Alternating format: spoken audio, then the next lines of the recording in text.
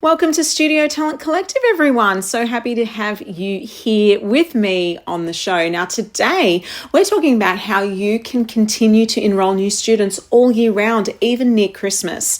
Now, I use the example of Christmas because here in Australia, that is the big end of year concert season where a lot of studios close the doors and don't accept more enrollments closer to the show week. Now, it doesn't matter if your concert or show or recital or whatever is at any part of the year. This is a seasonal conversation about having systems in place, offers in place that will give you a complete all year round enrollment approach. Now, in this episode, I'm going to share with you 3 ways you can enroll all the way through to the end of the year, including that last term leading into the Christmas show. And I think this is critical. This is critical for your business. We don't want to turn customers away, especially in this difficult economy. So on with the show. I'm going to share with you these 3 ways you can enroll students all year round. Yeah, even at Christmas time. Stay tuned. I'm Josephine and welcome to Studio Talent Collective, the podcast for dance and performing arts studio owners. Here we share industry insights, inspiring stories, and real talk to help you build a thriving studio and in-house talent agency. As a performing arts business coach and talent agent, I'm all about dreaming big and growing together as a community. You're in the right place. Let's leap in. Okay, welcome. Now, I'm going to start with the first one off the ranks when it comes to how to enroll students, new students, even near Christmas, right? So there's a few different ways that this can happen. Okay, so let's start with number 1. If you get a student or a family coming to you near your show season, whatever time of the year that is, near show season, a lot of studios say no to the customer. They say, I'm really sorry, we can't take you right now. It is showtime. Hey, instead of enrolling, why don't we, put you down for a trial and then you can start with us next year. Here's the thing. You could be missing out on hundreds of dollars, thousands of dollars. And that is money thrown in the bin. You may as well get a $100 note right now and light it on fire. Would you do that? No, you wouldn't. Other businesses outside of what we do, they take business all year round. So why not you? Okay, why not you? The reason this came to my attention, I've known about it for a very long time, especially being a performing arts business coach. I've, had clients talking about this and I've strategized ways and worked with clients around this particular issue. But the reason it came to my attention is since I sold my studio last year, I had a performing arts studio for over 10 years and I had an in-house talent agency with it. And now I run a separate agency, a talent agency, Studio Talent Collective. Yes, it's the same name as the podcast. So aside from that, my daughter started doing dance classes with another studio. Totally fine, happy for that.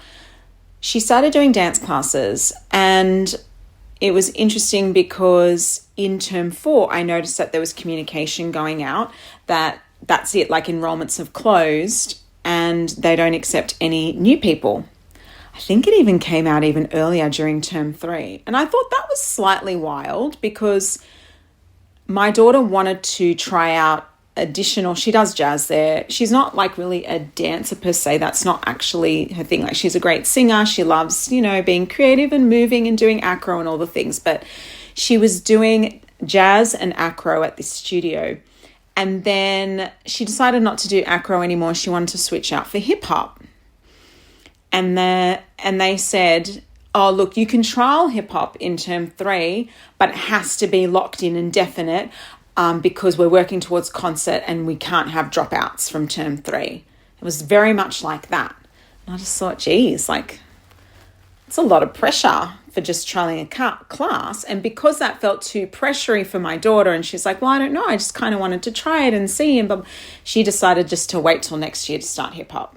So 6 months of potential revenue gone because that pressure of the concert and if you don't enroll now, then it's not going to happen. And, all of that jazz, but they actually just turn off the tap. They turn off the tap, and that's their choice as a business. And a lot of studio owners that are listening right now, if that is you, if you turn off the tap for a whole term of the year, or a whole season of the year, because you can't make it work within your concert structure or your showcase structure, then I would ask you to reconsider. So let's talk about the first one off the ranks, like I said, which is private lesson catch-up.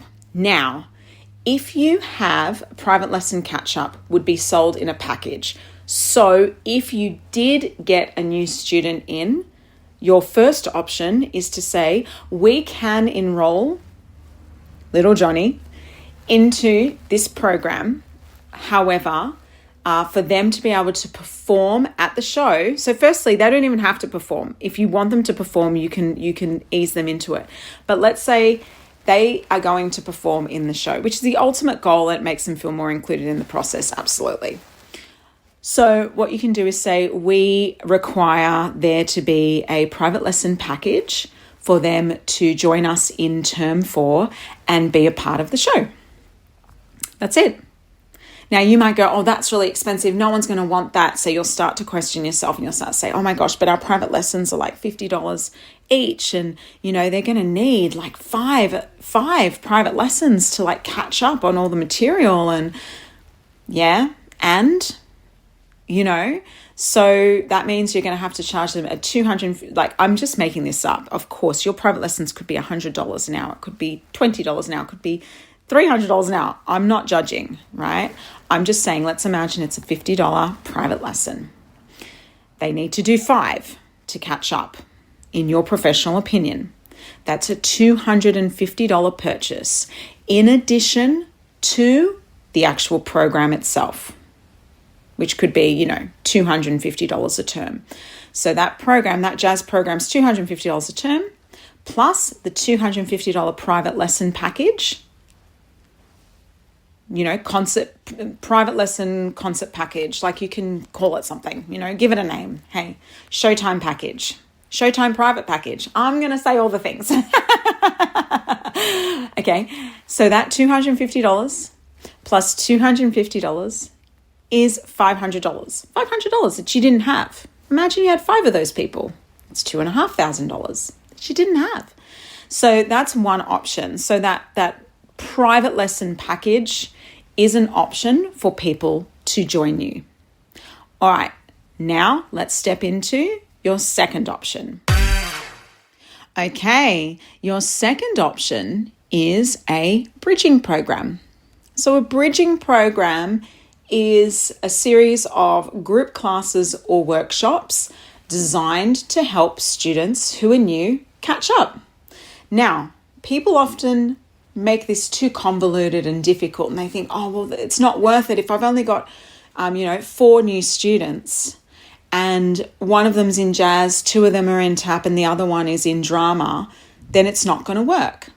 Well, it could if you had a bridging program where all the students learn all the materials in the different classes and they work together as a group to learn all of the materials, but then they are only rehearsing those materials in the actual class itself.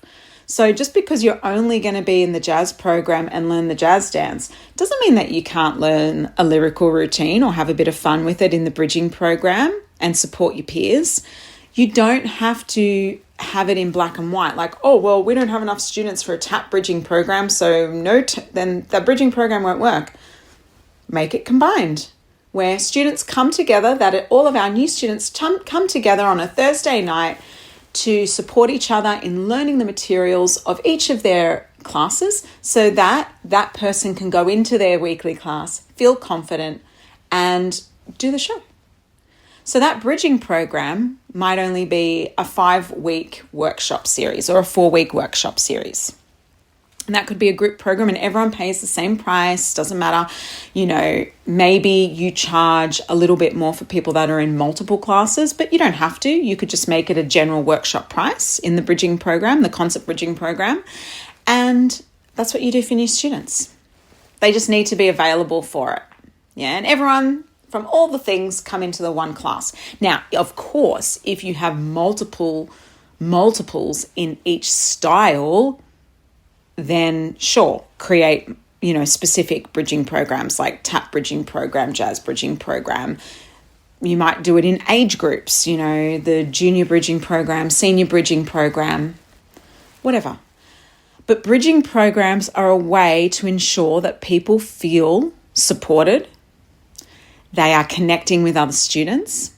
They also are getting, potentially, if you do a combination, they're getting a taster of different types of programs, which is a little bit of fun and a challenge.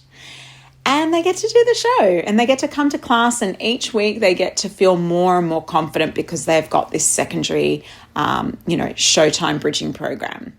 So I want you to think this is about being creative, right? This is about being creative within your business. And after all, we are creatives, aren't we? You didn't start a dance studio, a drama school, a singing school, a performing arts studio.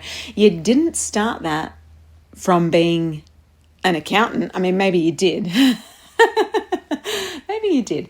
But most of us didn't. Let's be honest. Most of us did it because we were passionate about the arts and have a creative, way of being in the world. So apply that creativity to your business savviness.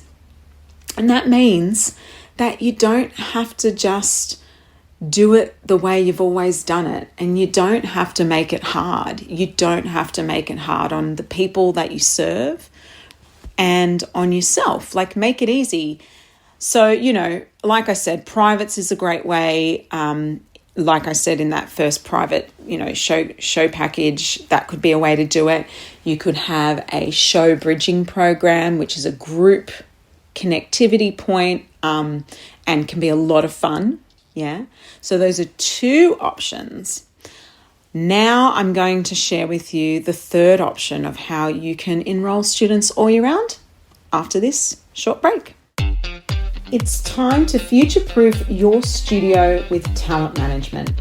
Introducing Talent Manager Bootcamp, the course designed to take you from studio owner to talent manager, as we give you bite-sized lessons and all the support you need to create amazing opportunities in your studio, booking your students for incredible paid gigs and auditions in theatre, television, film, commercials, and more.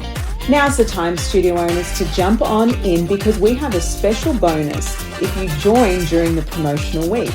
And that is that you receive 3 group coaching momentum calls with me. That's right. I'm going to hold your hand and support you step by step through the program, where you can ask me questions and I can work through the program with you.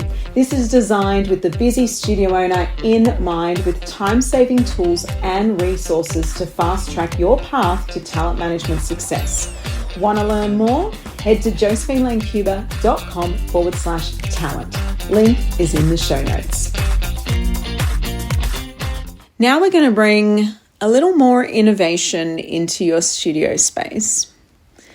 And we're going to do something different.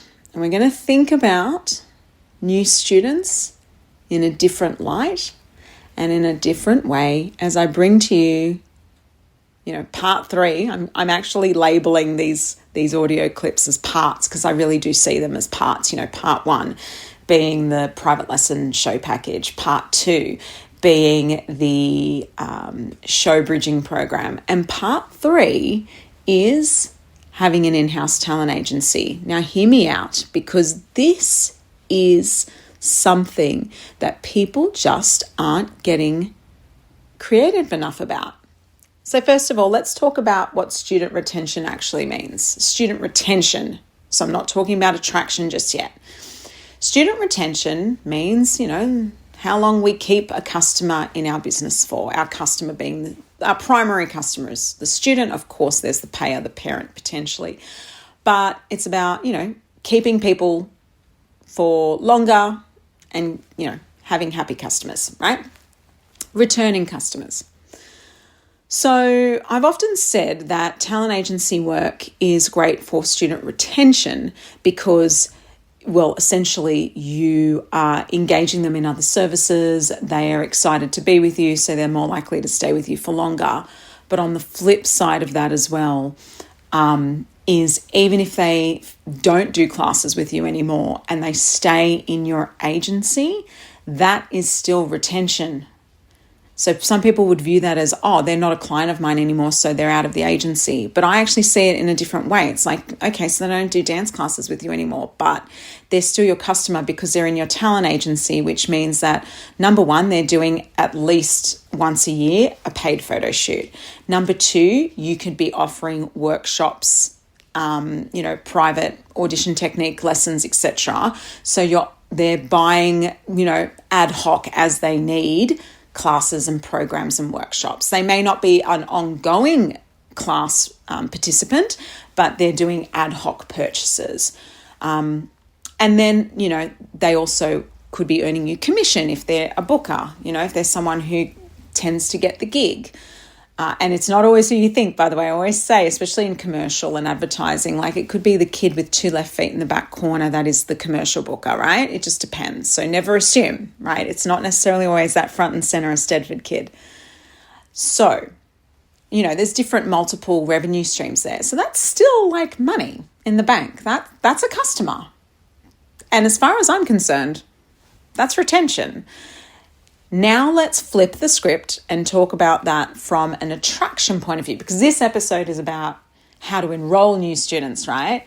So you could offer the agency, in term 4 to entice students in.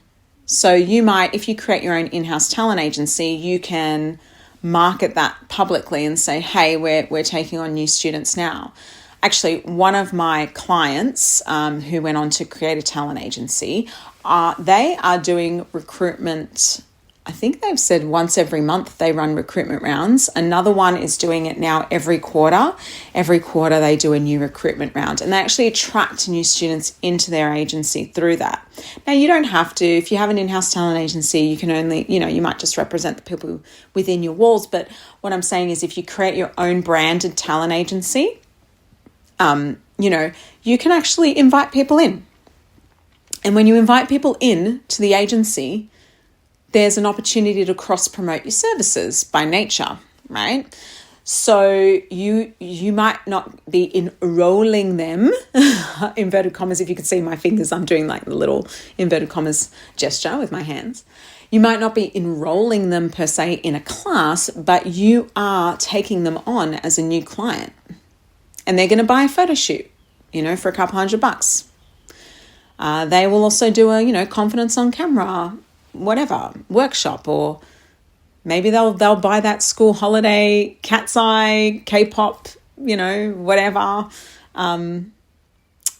themed, school holiday workshop that you've got going. I talk about trending themes in the last couple of weeks. So if you haven't listened to that, make sure you go back. I will mention this actually, because this was quite a good one, that if you're into trending themes right now, then go back and listen to episode 211 of this podcast, 211, Cat's Eye by Gap, Milkshake Moves and Diversity. It's my most downloaded episode ever. And in the years that I've been doing this, it's my most highly downloaded episode. And it's because it's a trending theme. And then I backed it up the following week with the Taylor Swift effect for studio growth, which was episode 212. So, what I'm trying to say is, there's opportunities there to upsell your talent agency, your talent agency clients, to upsell them into workshops and events, to then upsell them again into your programs. So instead of rejecting them and saying, hey, we're doing trials in 2026, forward book now for 3 months' time. Really? For 3 months' time? They've moved on. They've booked into swimming lessons instead, right? No, get them in as a client, get them into your world, get them into a photo shoot, get them, doing auditions, get them excited about a workshop. Then maybe, hey, were you interested in the concert experience? We've got a bridging program. I'm not saying do one or the other. I'm saying, what if you could offer all three? We have 3 ways that you can join us in term 4 of this year before Christmas. We have 3 ways. You can either have our private lesson package. You can do our bridging program, our show bridging program. You can join us in the talent agency. You can do one of these things, or you could do all of these things, right? And so those are the options. And I think they're really exciting options. Now for the rebuttals. Here are the things you're probably saying but to. Okay, but Joe, that's going to disrupt everyone else in the class if they join in late. Okay, fine. They did private lessons and they did, a bridging program, but that's going to disrupt everyone in the program. Your job is to create an inclusive environment and to also have a business. If people know that these are options, then they're going to just be accepting of it. I think it's about how you approach it. Don't make it a hindrance. Make it an exciting thing. We are so excited to have Johnny join us. Johnny has signed up to our private lesson package, and so they are actively working and catching up, and we're here to support that. This is the thing. You're going to also have the rebuttal, oh, well, that's not fair. These people have been with us all year round and now this person joins us in term 4 and gets to do the show. Yeah, they do. And do you know why? Because it's your business, but not just that. Again, it's that culture message. You can be clear and communicate that this person has actually invested in a program that upskills them to be a part of what they're doing. But also, you can't diminish the fact that these kids that have been working all year for the rest of the year, they've done the work too. They get to, it's not like, oh, it's not fair. They get to just show up and do the concert. No, they've had to invest a few $100s in these programs to do it. But secondly, we're an inclusive, welcoming environment. Thirdly, we're a business. And if we don't have people in the room, we don't turn the lights on in the studio. And fourthly, if that's a word, there's nothing lost for the students that have done the rest of the year because they got to experience those classes each and every week leading up to it. So they got the service they paid for. You don't owe them an explanation, but if you want to, you can package it in a way that is, fair and appropriate. I wouldn't worry about that. I would trial stuff. I would do things. So those rebuttals in your mind about, oh no, but it's not fair. And is it fair that you don't pay yourself a wage? Because I know that a lot of you don't. And I mean an actual wage. I mean you have a salary that you can rely on each month. You know how much you're taking home. Yeah, as a minimum. Are you paying yourself superannuation?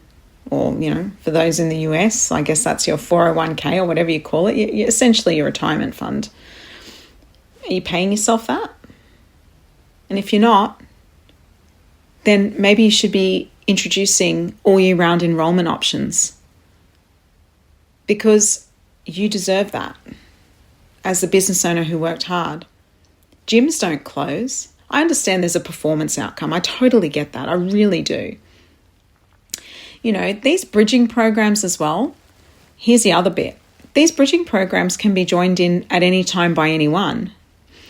And so, the talent agency, for example, can be any time throughout the year as well. So it doesn't have to be wait till the end of the year. That's just an option for them to join your world. And if you don't sell out your concert or your show, then maybe you can give your agency people a free ticket to check out the show so that they do enroll into classes next year. There's an opportunity, right? And, I think as well that you could also even potentially, let's say you recruited a bunch of new talent in term 4 that wasn't in any other performance.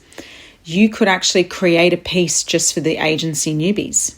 So let's say you got 10 new kids who join you as part of the agency that are interested in classes but won't be joining till 2026. Why don't you just create an agency show class in term 4 for all of your new recruitments, and they get to perform at the show in a drama showcase, or like a mock audition on stage, whatever. Like, like a live warm-up with our new agency kids. Like, you can do anything. This is what I mean about being creative. Stop limiting yourself, stop limiting your income, and start thinking about how to scale the business that you have. You have a business that is scalable, but you're not scaling it. Having an in-house talent agency is a scalable approach, because it's offering other alternative options and services that don't solely rely on the traditional offers of your classroom environment. Yeah, so I don't know. That's it. That's what I got to say, people. If you're interested in creating an in-house talent agency, like we mentioned before mid-show, you can right now get in touch and, check out josephinelancuba.com/talent.